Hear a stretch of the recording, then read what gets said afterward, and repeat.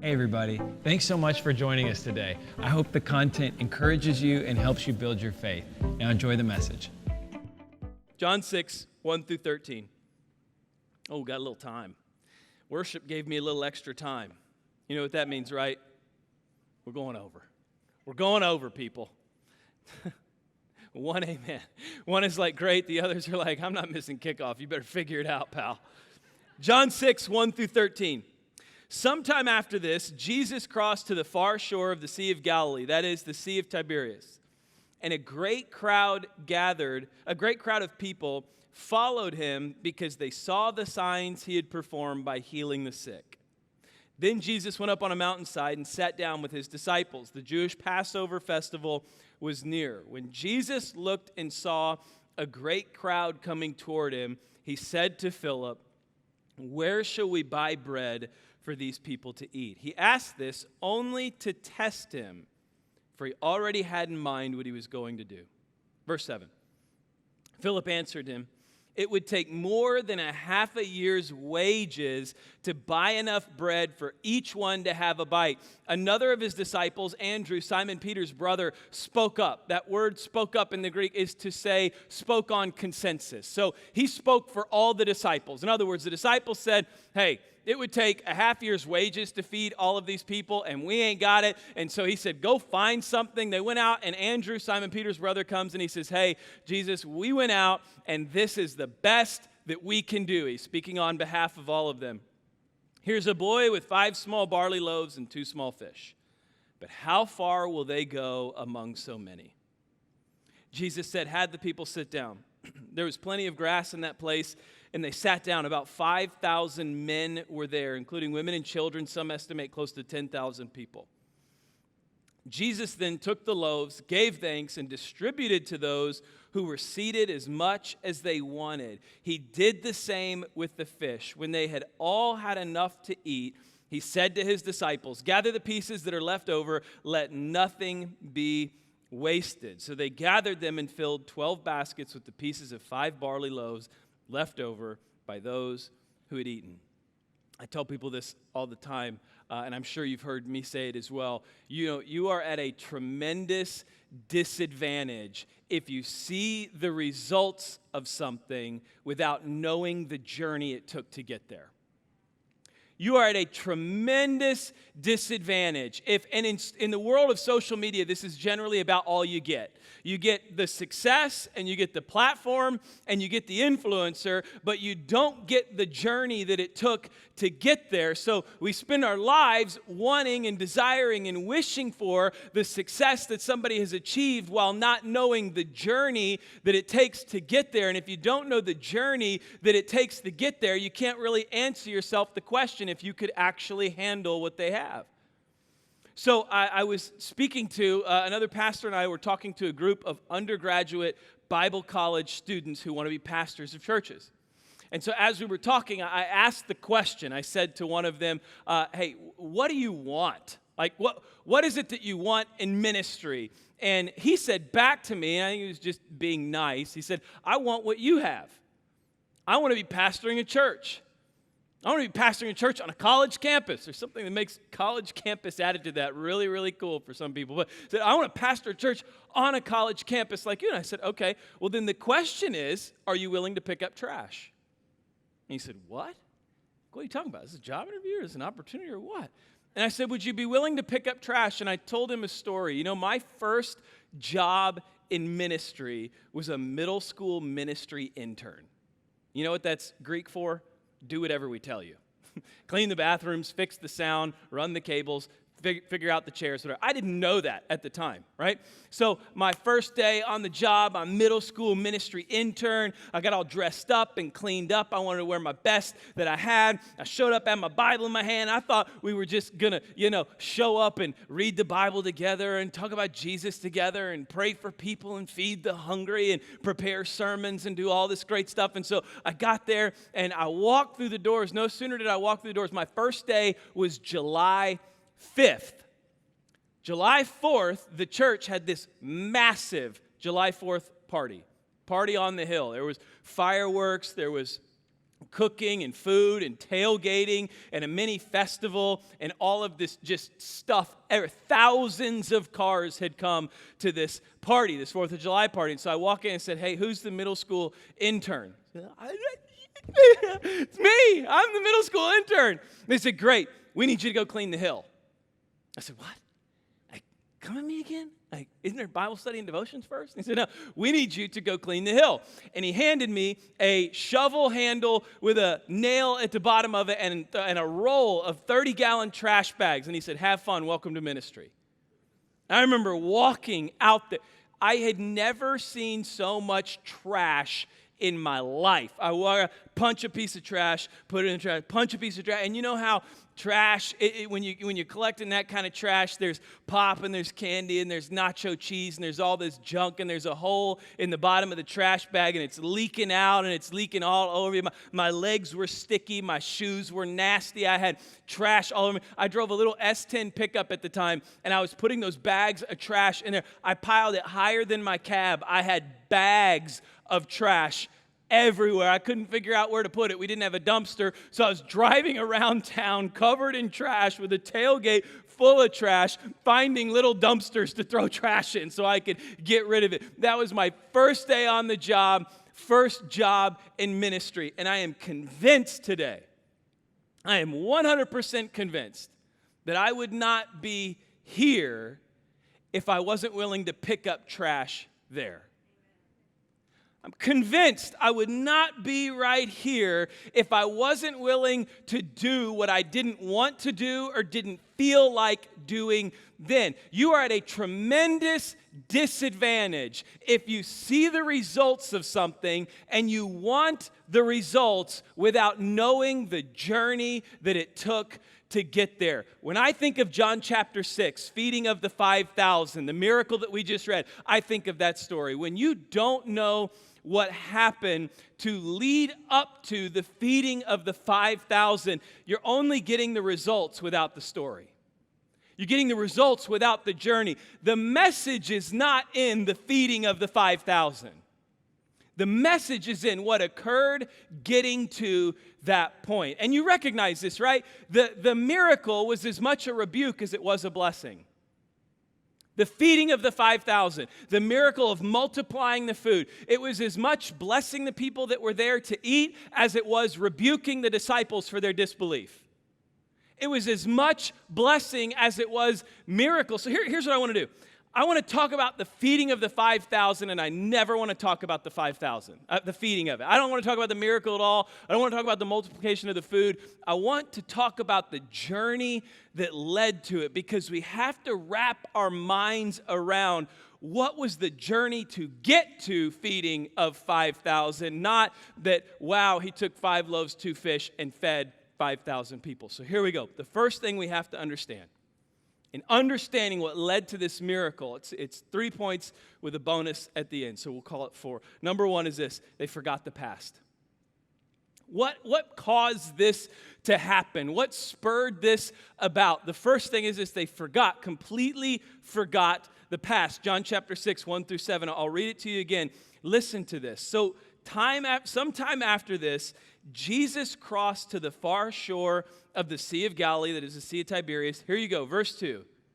And a great crowd of people followed him because they saw the signs he had performed by healing the sick. Why was the crowd following him? They saw the miracles. They saw him healing the sick. How does he have a crowd of 5,000 surrounded? What made them show up? They showed up because of the miracles that he was doing. They showed up because of the signs that he was doing. The very reason they're sitting there, they're standing there, they're crowded around him is, verse 2 tells us, they saw the signs he had performed by healing the sick. Then Jesus went up on a mountainside and sat down with his disciples. The Jewish festival was near. When Jesus looked up and saw the crowd coming toward him, he said, "What shall we do to buy enough bread for these people to eat?" He asked this only to test them, for he already knew in his mind what he was going to do. Verse 7, Philip answered, "It would take more than half a year's wages to buy enough bread for each one to have a bite. They have gathered because of his ability to do a miracle, and yet the disciples are doubting him in the moment. Do you see the disconnect between the God that we believe in and the faith that we have in the moment? The God we have, the faith of the moment, where is the disconnect? Because they had gathered because of his ability to do a miracle, yet in the moment, the disciples are saying, whoa, whoa, whoa, I don't know if we have enough. You want to jump even further into the context of this? Jesus had done 18 miracles leading up to this point. Before we even get to the 5,000, I'll read them to you. Here they are. Jesus turns water into wine at the wedding in Cana. Jesus heals an official's son at Capernaum in Galilee. Jesus drives out an evil spirit from the man in Capernaum. Jesus heals Peter's mother-in-law with a fever. Jesus heals many sick and oppressed people that evening. His first miraculous catch of the fish in the lake of Gennesaret was happening that evening. Jesus cleanses a man with leprosy. Jesus heals a centurion's paralyzed servant in Capernaum. Jesus heals a paralytic man who was let down from a roof. Jesus heals a man with a withered hand on the Sabbath. Jesus raises a widow's son from the dead. Jesus calms a storm on the sea. Jesus casts demons into a herd of pigs. Jesus heals a woman in the crowd with a blood issue. Jesus raises Jairus' daughter back to life from the dead. He heals 2 blind men. He heals a man who's unable to speak, and he heals a crippled man at poolside in Bethesda. He does all of these miracles in front of them. Yet in the moment where they need it, what happens? What are we going to do? How are we going to do it? It's the disconnect between the God that we know, the God that we worship, the God that we love, the God that we believe in, and the faith of the moment. The question is, what is informing my faith in the moment? They had completely forgotten the past. They forgot what God could do. They forgot what God was capable of. They forgot what his power was able to, his miracles that he had done. I ask myself, I'm saying, Lord, how does this connect with me? I'll be really, really honest with you. I read this book, and we start from the very beginning to creation, to parting a sea, to leading us through plagues, to freedom, to rebuilding the nation, to Jesus' resurrection, and on in between. We have miracle after miracle, and God, I believe you. God, I trust you. God, I know who you are. And then all of a sudden, in the middle of May, when we're at stay-at-home orders and we're only allowed to have 10 people in a room and we're filming church on a Thursday night, I'm walking around saying, Lord, what are we going to do? What are we going to do? How do I make it through this, God? I don't know what's going to happen. And I will preach a message on the God of the miraculous, the God who does incredible things, the God with great power, yet I will forget what he has done in a moment when I'm not willing to rest in faith. What is informing your faith? What is stealing your faith of the moment? Is it watching the news? Is it placing everything on an election that is coming? Is it being so consumed with that we talk about a God that does exceedingly abundantly more than we can imagine or think, and his power is beyond the grips of any man, yet we allow ourselves moment after moment after moment after moment to see something, to scroll to something, to read something, and then all of a sudden become paralyzed in our faith. Say, man, Lord, what are we going to do? If this happens, what are we going to do? If this occurs, how will we make it? I've heard that 1,000,000 times. It will be the end if this happens. What are we going to do? What's happening to us? We're being the disciples in the midst of a miracle-making God. We're being the disciples right in front of a God who has said, have you not seen everything I've done? Have you not seen what I'm capable of? Have you not seen what I can do? They forgot the past. What led to this miracle was their inability to remember what God has continually done over and over and over. Number 2, not only did they forget the past, they had a limited perspective. Once they were approached with something that God could use to do something with, their perspective was so limited they couldn't see past their lack. John 6, 8-9. It says, another of his disciples, Andrew, Simon Peter's brother, spoke up. He said, here is a boy with 5 small barley loaves and 2 small fish. But how far will they go among so many? It's amazing to think about. Where is the other time that we've heard that kind of rationale? Oh, this is all the food we got. What are we going to do? What's the festival they were getting ready to celebrate? The festival of Passover. What's the message behind the festival of Passover? It was the 10th plague for the children of Israel, and if they put the goat's blood on their doorpost, the angel of death would pass over their house so that they could leave in the morning into the wilderness to freedom so that they could worship God. And when they get to that place of being where God wants them to be, what's the first thing they do less than 30 days in? We got no food. What are we going to eat? How are we going to have anything to eat? Did God lead us out of Egypt to starve us in the wilderness? Is God trying to kill us? And what does God do? He multiplies food. He's already done it. It's the very festival that they celebrate. It's God's miraculous ability to send manna down from the sky, to multiply quail and to feed them to the full in the midst of their lack. Yet here in this moment, their perspective is so limited. It's so small. They can't see what God is capable of. Take it for a minute. You want to go on a rabbit trail of the 5 small loaves and 2 small fish. That word small means tidbit. We're talking about a very, very little amount. We're talking about minnows. We're talking about little bitty minnows and a couple crumbs of bread.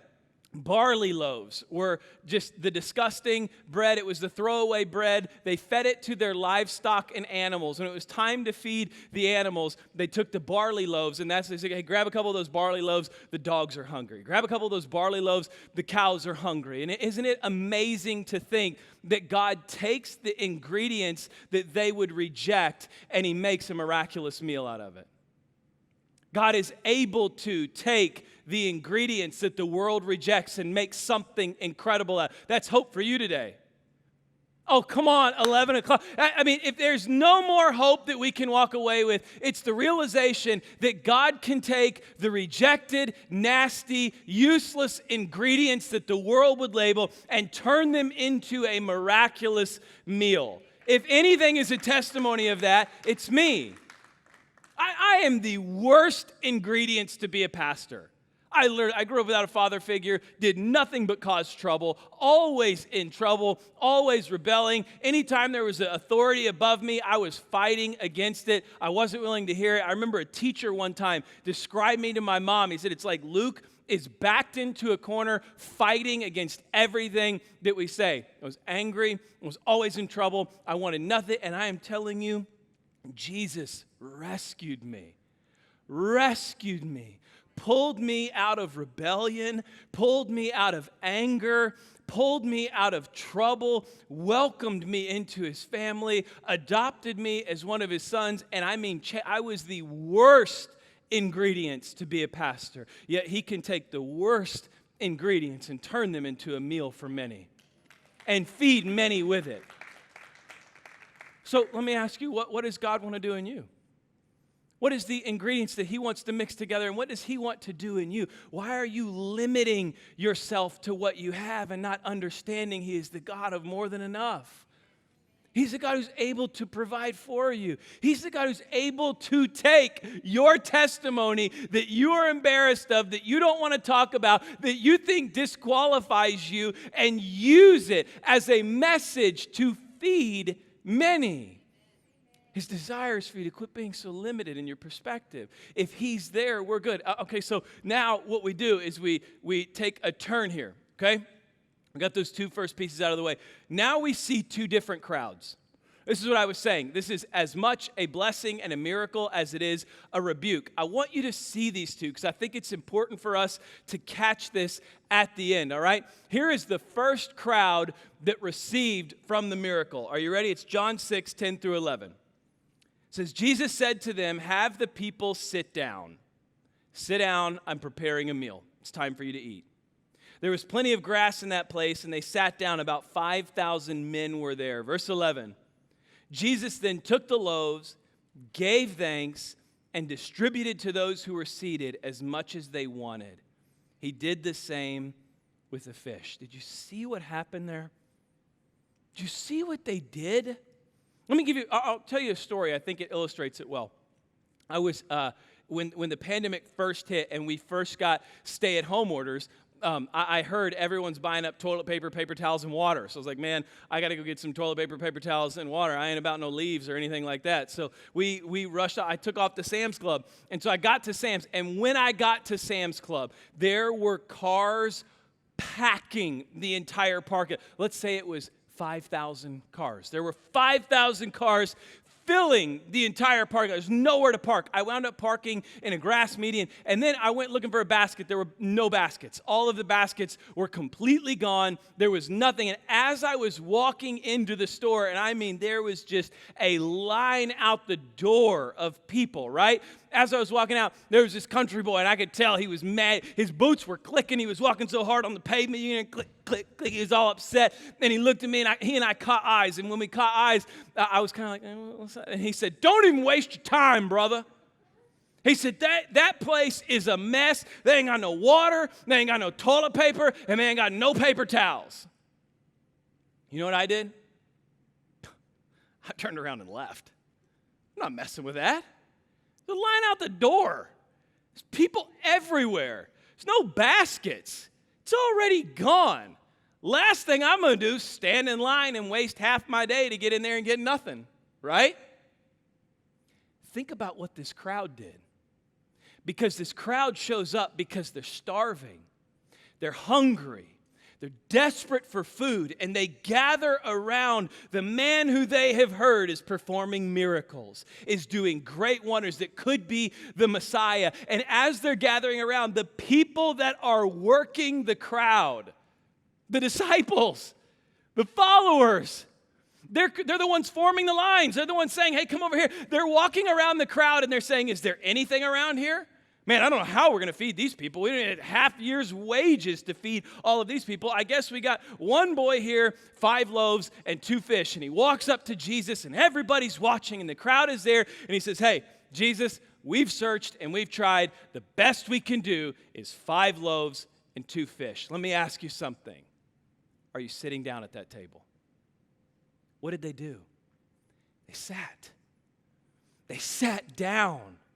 They committed to God in the midst of not enough. In other words, they said, there may not be enough to feed us, but we believe in the God who is more than enough. Let me ask you a question. What is God asking you to sit in that you keep walking away from? What is God challenging you to sit in? He's saying, hey, it may not look like there is much here, but I just need you to sit down. I just need you to commit to it. I just need you to believe that I have the ability to bring more than enough to your situation, even if it's not there. Is it your marriage? Hey, it may look like marriage is a mess and there's not a lot there, but God is saying to you, will you still sit? Will you still commit instead of quitting and running away? Because my blessing is not going to be if you're not sitting there waiting to receive it. Are your children? Your kids. You're just praying for them, and you're serving them, and you're loving them, and you're trying to get them where you want them to be, and they keep rebelling, and they keep challenging you, and you just feel like quitting. You just feel like giving up, and yet he's saying, if you will sit, just sit down and watch my faithfulness pour out. It may not look like you have much to work with right now, but he is more than enough. And if we're willing to sit and we're willing to grind and we're willing to commit and we're willing to be there, we see his blessing pour out. That's the first crowd, right? Crowd that was willing to sit. Isn't that incredible? 10,000 people, no food, and yet they say, I will sit down and believe that God can feed me. Here's your second crowd. It's John 6, 12 through 13. By the way, aren't you just... I love this. I wrote this corny pastor humor, but I said, Jesus loves leftovers. I wrote that at the top of my notes. He does. He loves leftovers. Who in here loves leftovers? Let me see you. All the men and some women too. Okay. Hey, I'm leftovers fan. I keep everything. I save everything. They come up to me at a restaurant and they're like, do you want a box for that? And I'm like, yeah. It's like 2 bites of chicken.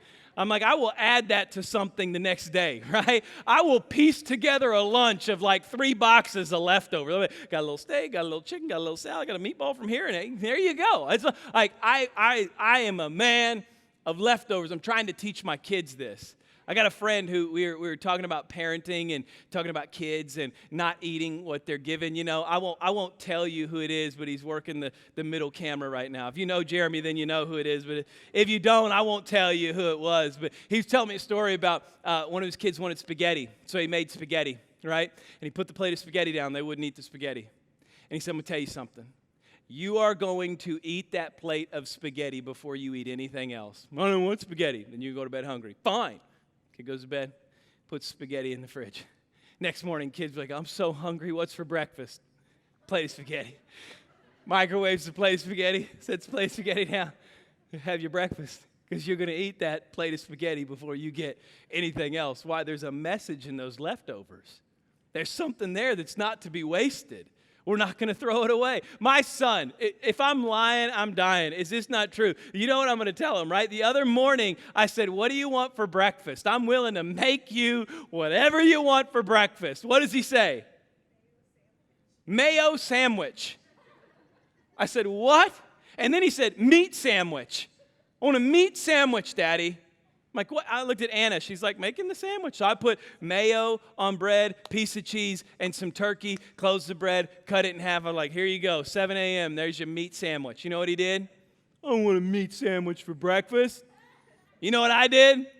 What Jeremy did? I said, you will eat that meat sandwich, and that will be the last thing that you eat. And until that thing is gone, you are not getting Fruity Pebbles, Cinnamon Toast Crunch, toast and jelly, eggs, or whatever. You're going to eat it. Why? Because there's a message in the leftovers. And when we were getting ready to wrap this up, I was reading and I was saying, Lord, what do you want here? And he kept speaking to me, there's a message in these leftovers. There's a message in these leftovers. So let me see if you catch this message. Let's wrap it up here. John 6, 12 through 13. It says, when they had all had enough to eat, he said to his disciples. How many disciples are there?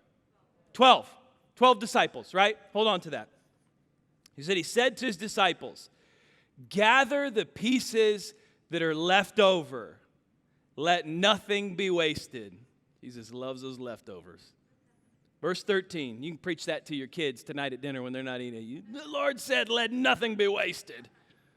Verse 13. So they gathered them and filled how many baskets? 12 baskets with the pieces of 5 barley loaves left over by those who had eaten. Catch the imagery here, right? Catch the irony. There are 12 disciples. There were 12 people who didn't think this could happen among 10,000. And there are 12 people walking out of the field with a basket of more than enough. With a basket overflowing. So I'm asking the Lord, right? I'm saying, okay, Lord, I see the irony. The people that were willing to sit down and the people that were willing to believe that you had more than what was present, they enjoyed your blessing right there. But Lord, there was also a group that doubted you. There was also a group that didn't think that you could do it. And they walked out of the field with a basket of more than enough. What's the message? I was praying this all last night. I was saying, Lord, what is it? What do you want me to communicate? You have one that is faithful, and they were on fire, and they believed, and they sat, and they received, and they ate. And then you had one that doubted, one didn't know what to do, one didn't believe that you could do it, and they walked out of the field with a basket of leftovers. What's the message? And the Lord spoke so clearly to my heart. He's the God of both. He's the God of both. What does that mean? That he's the God of you who have been faithful. And you have sat when there wasn't anything there, and you stayed faithful, and you believed that God would do it, and he showed up, and he gave you all that you wanted and more, and he met your needs, and you ate at his table. He's your God. But he's also your God if you're his follower, and you've been in here, and you've been struggling with doubt. You've been struggling with worry, and you've been struggling with fear. and you've been struggling with unbelief, and you've been asking yourself, what do I do? How do I handle this? How do I make sense of this? The message is so clear. He's still your God. Still has a basket for you that he wants you to carry out of here today, that is overflowing with all that he has in the midst of your doubt. I love Mark chapter 9. Mark chapter 9, a man comes to Jesus and he says, will you heal my daughter? And Jesus says, anything is possible for those that believe. And what does the man say back? He says, I believe, help my unbelief. Help my doubts.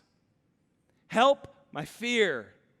Help my worry, help my unbelief. And what does Jesus do? Heals the daughter. He does the miracle. In other words, he's saying, you can receive what I have for you in the midst of your doubt. You can have a little doubt and still follow. You can still have doubt, and he's still your God. He's still willing to meet you, and that's what I believe the Lord wanted me to leave with you today, is for those of you, you've been in faith, you've been great, you've been sitting at the table, and God's been blessing you, and that's great. He is your God, and he will continue to do it. But for those of you in here today who have doubt, who have worry, who have fear, who've been questioning, and you're following, and you're here, and you want to, but you've had some real struggles, he's saying to you today, I'm your God as well. I have a basket for you today, a basket overflowing. Same story of the prodigal son. He leaves, he comes back to a meal. The other son said, why would you do this for the one that left you? And he said, because he is my son, and I will celebrate the return of my son. You may have been away, but you've come back, and he has a meal for you as well. Let's pray. Hey everybody, thanks again for joining us. We believe God has something great for your life, and we hope this message encouraged you to take the next step in your faith. Have a great week.